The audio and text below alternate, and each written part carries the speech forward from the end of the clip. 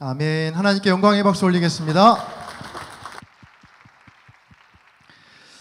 네, 샬롬 찬양대 그리고 합의 찬양팀의 귀한 찬양 감사합니다. 하나님께서 이 찬양을 우리 모두의 고백으로 여기시고 기쁘게 받으신 줄 믿습니다. 오늘이 창천교회 청년부 목사로서 하는 두 번째 설교입니다. 혹시 지난번 작년이었죠? 12월 17일 주일에 나누었던 제 첫 번째 설교의 제목을 기억하시는 분이 혹시 있으신가요? 만약 기억하신다면 오늘 설교 제목을 보시곤 했던 설교 아닌가? 라고 느끼시는 분이 있으실 텐데요. 지난 12월 17일에는 요한복음 21장을 본문으로 해서 괜찮아 라는 제목으로 함께 말씀을 나누었습니다. 자, 그리고 오늘 말씀의 제목은요, 거기에 물음표 하나만 딱 추가된 괜찮아 라는 제목입니다. 그러니까 비슷하지만 전혀 다른 뜻인데요. 지난 12월 17일에 나누었던 괜찮아, 이 말씀은요, 주님께서 우리를 향해서 괜찮다 하시는 위로와 격려의 말씀이었다면, 오늘 나누게 될 괜찮아 라는 말씀은 우리 서로가 서로에게 괜찮냐라고 물어보는 우리 공동체 안에서의 위로와 격려의 메시지입니다. 2024년도가 되었고요. 새해 첫 주일날 이제 본격적으로 청년부 목사로서 여러분과 만나게 되는 이 시간에 어떤 말씀을 전해야 할까? 정말 과장 하나 보태지 않고 굉장히 오랜 시간 많이 고민하고 기도하는데요. 그러다 떠오른 말씀이 바로 오늘 우리가 함께 읽었던 마태복음 20장의 말씀이었습니다. 오늘 본문은 예수님께서 12명의 제자를 부르시고 나서 그 제자들을 통해서 본격적인 사역을 시작하시기 바로 직전 그들에게 하신 첫 명령이 담겨있는 말씀입니다. 말씀을 여러분들 읽어내려가다 보면 뭔가 비장하고 이 결연한 분위기를 느낄 수 있는데요. 본문 1절입니다. 예수께서 그의 12 제자를 부르사 더러운 귀신을 쫓아내며 모든 병과 모든 약한 것을 고치는 권능을 주시니라. 예수님께서 12명의 제자를요, 이제 이번 말씀에 처음으로 완전체로 다 부르시고 그들에게 놀라운 권능을 주시거든요. 그리고 이어지는 2절에서 이 12 사도의 이름들이 하나씩 열거되고 있습니다. 제가 이 본문을 이 새해 첫 말씀으로 정한 이유가 있습니다. 이 마태복음 10장의 말씀을 묵상하는데 마치 제가 이 12명 중에 한 명이 된 듯한 느낌을 받았거든요. 오늘 말씀에 보면 예수님께서 제자들을 다 부르시고 그들에게 권능을 주시면서 하신 첫 번째 명령이 5절 이하에 등장하는데, 저는 그 말씀이 꼭 주님께서 저를 부르시고 제 힘으로 도저히 감당할 수 없는 이 창천교회 청년부라는 귀한 공동체를 맡기시면서 주시는, 저에게 주시는 명령처럼 들렸기 때문에 오늘 본문의 말씀을 택하게 되었습니다. 자, 과연 주님은 그 제자들에게 처음으로 어떤 명령을 내리셨을까? 저도 그 제자 중에 한 명이 되는 심정으로 이 말씀을 주의 깊게 살펴보고 묵상했는데요. 이 12명의 제자들에게 던지셨던 예수님의 첫 일성, 첫 말씀이 오늘 본문 5절 이하에 나옵니다. 5절과 6절인데요. 이 두 절의 말씀을 저와 여러분이 함께 같이 읽어보겠습니다. 함께 읽겠습니다. 시작. 예수께서 이 12를 내보내시며 명하여 이르시되 이방인의 길로도 가지 말고 사마리아인의 고을에도 들어가지 말고 오히려 이스라엘 집에 잃어버린 양에게로 가라. 아멘. 저는 이 말씀을 읽는데 처음에는 아주 솔직히 조금 실망했습니다. 12 제자를 다 불러 모아서 완전체가 된 이 제자들에게 권능을 주시면서 하신 첫 번째 명령이라면 뭔가 세상을 막 뒤집어 엎거나 아니면 온 이스라엘을 깜짝 놀라게 할 만큼의 위대한 명령이 등장해야 할 것 같은데, 너무나 맥이 빠지게도 이방인의 길로도 가지 말고 사마리아인의 고을에도 들어가지 말고 오히려 이스라엘 집에 잃어버린 양에게로만 가라니요. 언뜻 보면 예수님이 너무 옹졸하고 편협한 것 아닌가라는 생각이 들 수 있습니다. 아니, 제자를 부르셨으면 또 그들에게 권능을 주셨으면 이스라엘을 넘어서 사마리아와 땅 끝까지 복음을 전하자라고 말씀하셔야지 그냥 이스라엘에 있는 양에게로 가라고 하시니까 그 말씀이 얼마나 맥이 빠져 보입니까? 여러분, 당시 이 말씀을 듣고 있던 제자들은 어떤 마음이었을까요? 비장한 마음으로 뭔가 세상을 바꿔보겠다고 또 부푼 마음을 안고 예수님 앞에 모였습니다. 오늘 본문이 마태복음 10장인데요. 그 10장 이전에 쭉 보면 예수님의 놀라운 기적들이 나오거든요. 그 기적들을 보면서 부푼 마음으로 나도 이제 어떤 큰 일을 할 수 있겠다라고 생각하면서 다 같이 모인 겁니다. 자, 그랬는데 그 예수님이 주신 첫 번째 명령이 그냥 너네 살던 동네 사람들이나 잘 챙겨라 하는 수준이니까 이 제자들 입장에선 정말 뜻밖의 명령이었을 겁니다. 자, 그럼 왜 예수님은 이런 명령을 내리셨을까? 예수님이 편협하고 옹졸한 유대주의자였기 때문일까요? 그럴 리 없겠죠. 여러분, 오늘 본문은요, 예수님께서 처음으로 모든 제자를 부르시고 그들에게 내리신 첫 번째 명령이라는데 우리가 주목해야 합니다. 제자들의 입장에서는요, 예수님의 제자로 살아가는 첫 시작이 바로 오늘 본문이었던 겁니다. 그 첫 시작에 주신 주님의 명령은요, 먼 곳에 있는 사람이 아니라 가장 가까이에 있는 사람들부터 살피라 라는 명령이었습니다. 오늘 본문 5절과 6절을 메시지 성경은 이렇게 옮기고 있습니다. 예수께서 12명의 추수할 일꾼을 보내시며 이렇게 당부하셨다. 믿지 않는 자들을 회심시키려고 먼 곳부터 다니지 마라. 공공연한 적과 거창하게 싸우려 들지도 마라. 바로 여기 가까이에 있는 잃어버린 사람들, 혼란에 빠진 사람들한테 가거라. 그들에게 하나님 나라가 여기 있다라고 말하여라. 부끄럽지만 제가 아주 솔직한 제 고백을 잠시 나누려고 하는데, 처음 본 사이에 무슨 고백인가 생각하실 수 있겠지만 한번 잘 들어주세요. 제가 작년 12월 17일에 청년부 목사로서 첫 설교는 하긴 했지만 사실 그때는요, 여전히 교육부 목사였고요, 또 사무실도 이사하지 않은 상태여서 뭔가 청년부였지만 청년부가 아닌 목사였습니다. 그런데 이제는 사무실도 이전하면서 이제 완벽하게 새해가 되고 청년부 목사가 되었습니다. 그래서 오늘이 어떻게 보면 청년부 목사로서 사역하는 진정한 첫 시작이라고 할 수 있습니다. 지난주 수요일과 목요일에는요, 저를 포함한 청년부의 모든 교역자들이 청년부 사무실도 이제 이사했습니다. 또 교회의 배려로 아주 깨끗하게 사무실 물품들을 다 개비했습니다. 자, 그렇게 사무실을 이전하고 나서 제 짐도 다시 다 풀면서 이제는 내가 정말 청년부 목사가 되었다라고 생각하니까 그때부터 엄청난 부담이 몰려오더라고요. 여러분은 잘 느끼지 못하시겠지만 전국의 감리교회들 가운데 이 메가처치를 제외하고 예배에 출석하는 청년들이 한 200명이 넘는 공동체는 여러분 정말 손에 꼽습니다. 감리교뿐 아니라 교단을 초월해서도요, 우리 청년부와 같은 규모를 가진 공동체 만나기 정말 쉽지 않습니다. 그래서 다들 제가 창천교회 청년부를 맡게 됐다고 하니까 모두 엄청 저를 축하해 주시더라고요. 어떤 분은 출세했다 라고 말할 정도로 굉장히 저한테 축하를 해 주시더라고요. 자, 그렇게 부담 반, 기대 반으로 오늘 예배를 준비하면서 이번 주간 새벽 기도회에 나와서 함께 제가 새벽에 기도하는데 제 안에 저도 몰랐던 욕심이 있다는 걸 제가 그때 발견하게 되었습니다. 그게 무엇이냐면 규모에 대한 욕심이었습니다. 지금 200여 명 모이는 이 청년부를 어떻게 하면 300명, 400명, 500명까지 모이게 할 수 있을까? 제가 어느 순간 그걸 놓고 막 기도하고 고민하고 있더라고요. 자, 그렇게 제 안에 이 규모에 대한 욕심을 발견하고 놀라던 차에 곧바로 떠오른 말씀이 바로 오늘 마태복음 이 10장의 본문이었습니다. 마치 주님이 제게 그 새벽에 이렇게 질책하시는 것 같았습니다. 현 목사, 너 벌써 어깨에 힘들어갔다.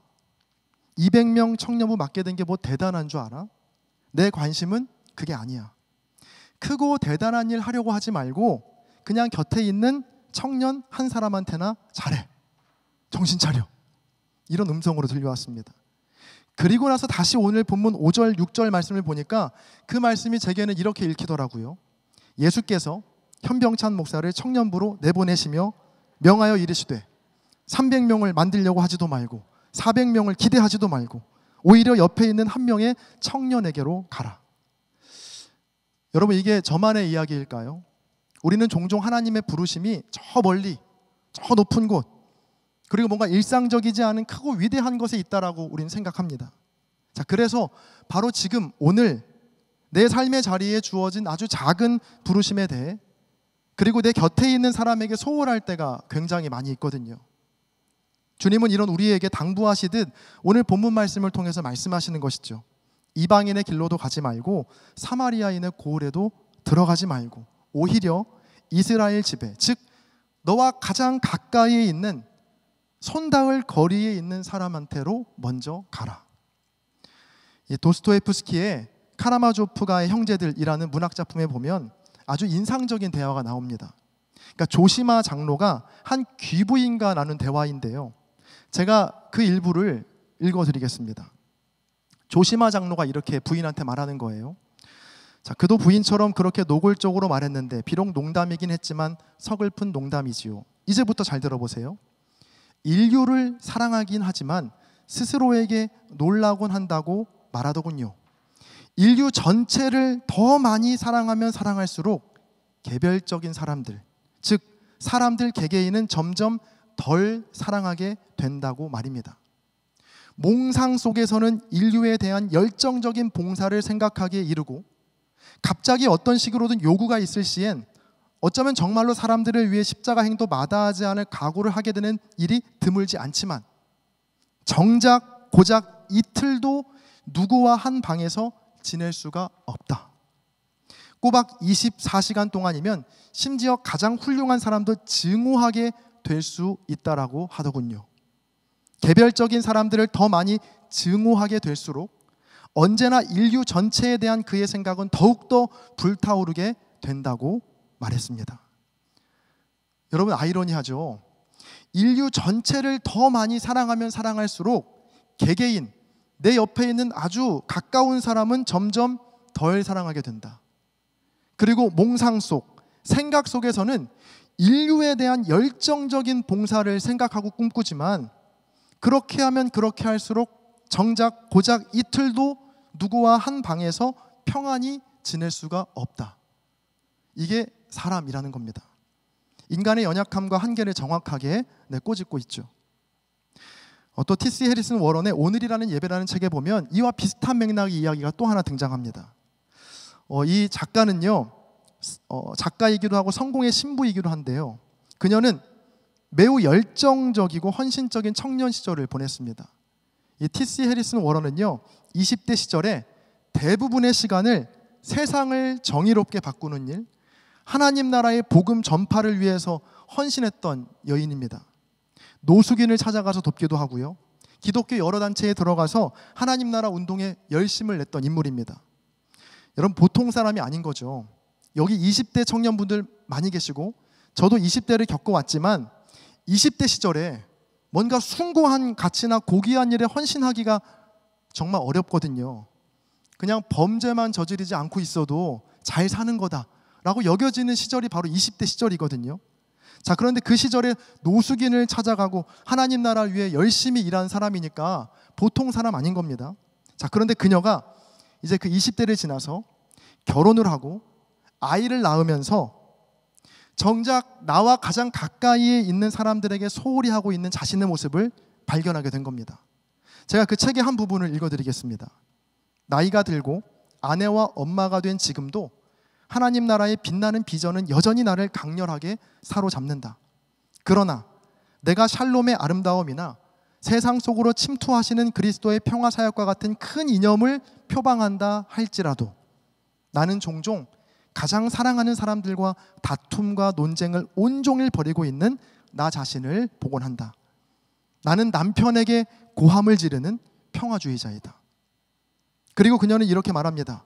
세상 속에서 하나님의 평화와 선교를 추구하는 일은 내가 있는 곳, 나의 집, 나의 동네, 나의 교회에서, 바로 내 옆에 있는 사람들과의 관계에서 시작되어야 함을 나는 조금씩 깨닫고 있다.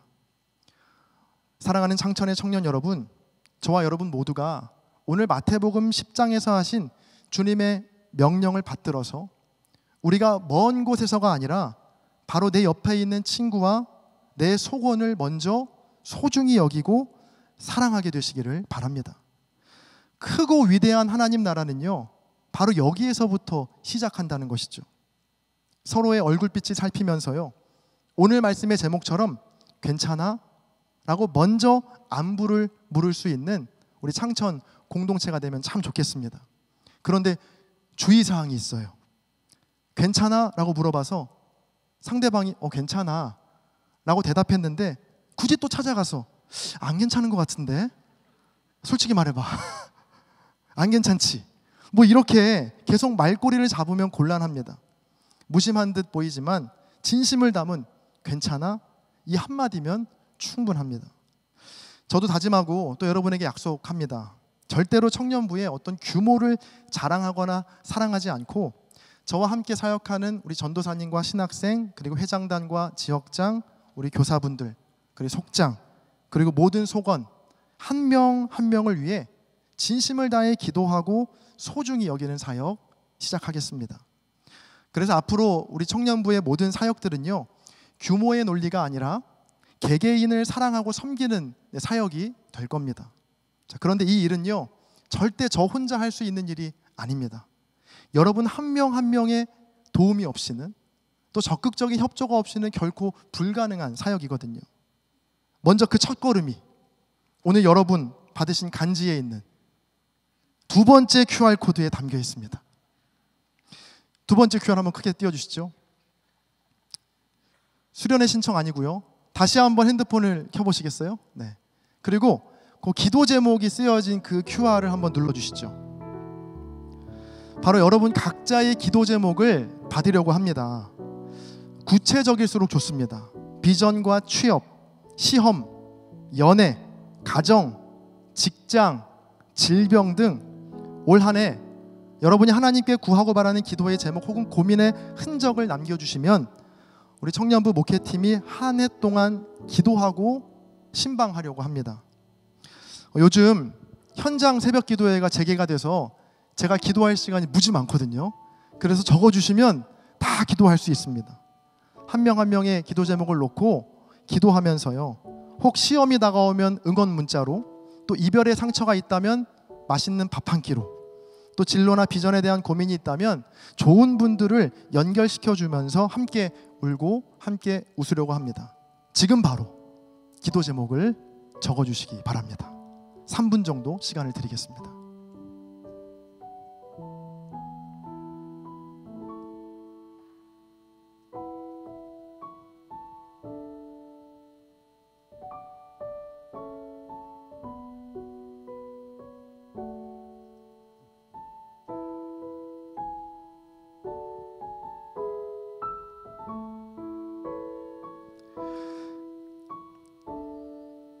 핸드폰을 보는 척이라도 하셔야 제가 상처를 받지 않습니다. 네.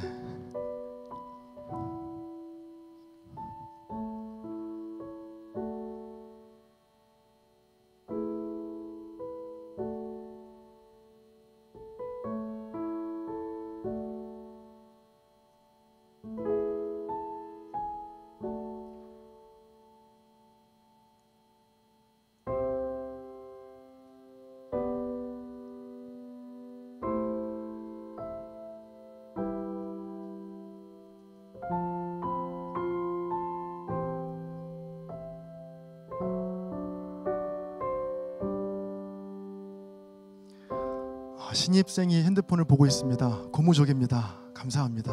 네.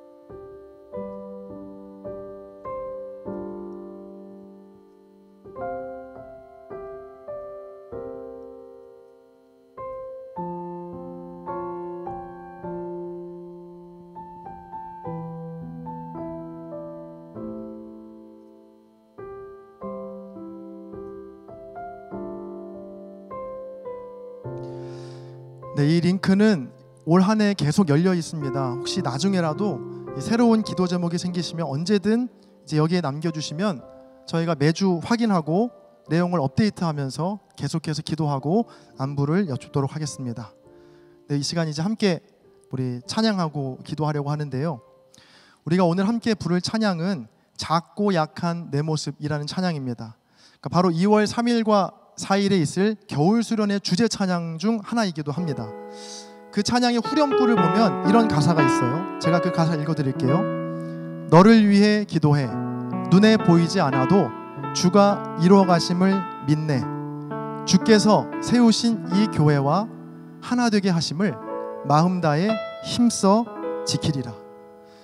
이 가사처럼 우리 한 명 한 명은요 작고 약하지만 우리가 너를 위해 서로 기도할 때 이 교회를 통해 주님께서 또 이 청년 공동체를 통해 놀라운 회복과 위로를 우리에게 주실 줄로 믿습니다. 이러한 고백을 담아서 우리가 함께 찬양하시겠습니다.